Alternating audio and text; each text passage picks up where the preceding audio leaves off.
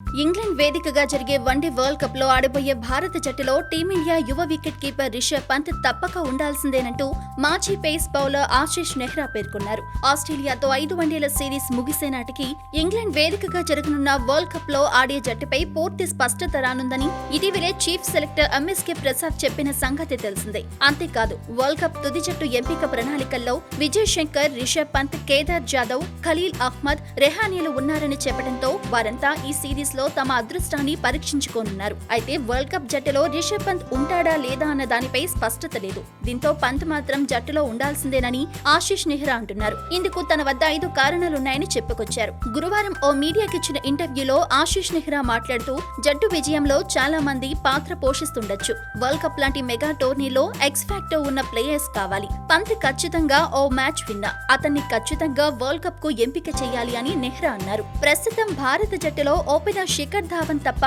తొలి 7 మంది బ్యాట్స్మెన్లలో మరో ఎడమ చేతివాటం బ్యాట్స్మెన్ లేడు. జట్టులో ఎడమ కుడి కాంబినేషన్ ఖచ్చితంగా ఉండాలి. ఇక్కడ రిషబ్ పంత్ పనికొస్తాడు. దీంతో పాటు రెండోది రిషబ్ పంత్ 1వ నెంబర్ నుంచి 7వ స్థానం వరకు ఎక్కడైనా బ్యాటింగ్ చేయగలడు అని నెహ్రా చెప్పారు. పంత్ సునాయాసంగా 6లు బాదగలడు. రోహిత్ శర్మ తర్వాత జట్టులో పంత్కే ఆ సత్తా ఉంది.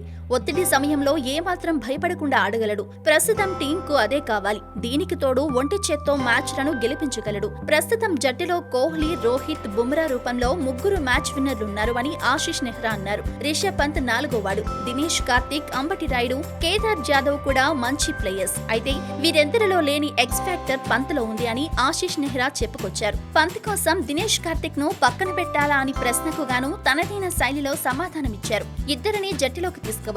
పంత్ను 3వ ఓపెనర్ గా తీసుకుంటే కార్తిక్ మిడిల్ ఆర్డర్ లో ఆడొచ్చు అని నెహ్రా అన్నారు. ఇక 15 మందిలో 3 వికెట్ కీపర్లకు చోటివ్వడం సమంజసమేనా అని ప్రశ్నిస్తే కార్తిక్, పంత్లను 2, 3 వికెట్ కీపర్లుగా చూడటం తప్పని అన్నారు. వీళ్ళిద్దరూ స్పెషలిస్ట్ బ్యాట్స్మెన్ అని నెహ్రా చెప్పుకొచ్చారు.